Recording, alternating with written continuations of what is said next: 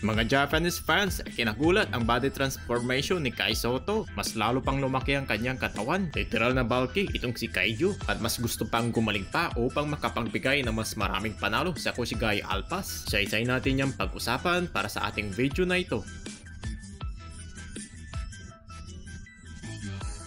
Sureball na nga at wala na dito makakapikil pa. Para na nga dito sa ating pambato na 7'3" na big man na pure-blooded Pinoy player ay wala nang iba kundi itong si Kai Sotto. Well, dito na nga niya tinuloy ang kanyang karir sa larangan na nga dito ng basketball upang mai-showcase na naman niya dito ang kanyang talento at talagang malaki ang kanyang ibinigay na impact sa kanyang kinabibilangan na Japan B-League na kupunan na Kushigaya Alpas. Napalabas kasi ng mga ito ang totoong talento ni Kai. Hindi katulad nung stake niya sa Australia na sobrang nalimitahan nito, walang maayos na playing time at wala rin mga decenteng mga plays. Pero sa Japan ay fully maximize ang kanyang taglay at mga katangian ni Kaiju. Kaya naman ganito kahalaga ang role ni Kai Sotto. Isang 7'3" all around ang kaya niyang gawin sa ating national team at isang legit na big man inside the paint na isa sa mga kahalaga ng pagkakaroon ng ating na nga ditong matinding depensa na siguradong sureball na matatako sila na hindi sila dito basta-bastang sasaksak dahil nasa isip nila na meron ditong nakabang na 7'3" ng ating legit na sentro na si Kai Sotto. Pagdating naman sa offense ay magiging malaking boost din ito para sa ating team dahil magiging all around ang ating opensa with our bigs mapaload man o kaya naman sa labas at wala nang iba pang mas nais si Kai kundi ay mas maging mahusay pa ito sa laro at mas lalo pa magdomina sa lahat ng liga ng kanyang mga sasabakan. At kung maalala natin na isa lang itong bata noon na para bang walang kamuang-muang sa larangan ng basketball at binabash nang dahil na nga manipis at may hina ang kanyang pangangatawan. Pero ngayon sino naman dito mag-aakala nito lamang ay trending na naman itong si Kaiju sa social media dahil na nga dito sa kanyang panibagong post sa kanyang official Instagram account na kung saan makikita natin ang kanyang panibagong body transformation mula na nga sa payatot ng pangangatawan noon. Pero ngayon mukhang ginulat dito ni Kai ang kanyang lahat ng mga fans sa larawan na ito. Yes, napakalaki na ang kanyang body transformation na ilang taon ng pagbibuild sa kanyang mas malapat at mas malakas na pangangatawan. Talagang ready na siya para na naman dito sa isang panibagong bakbakan sa mga liga ng ang kanyang mga sasalangan, especially yung kanyang masasagupa sa Japan na marami mga di-kalibre mga NBA players. At naging usap-usapan na nga rin online sa Japan lalo na mga basketball Japanese fans yung kanyang pinost na nga sa kanyang Instagram na mas lalo pang lumaki ang kanyang katawan na ikinagulat at naging numero 1 topic ito ng mga Hapon. Bilang isang big man ay malaking advantage na nga ito maliban na nga sa kanyang height na 7'3"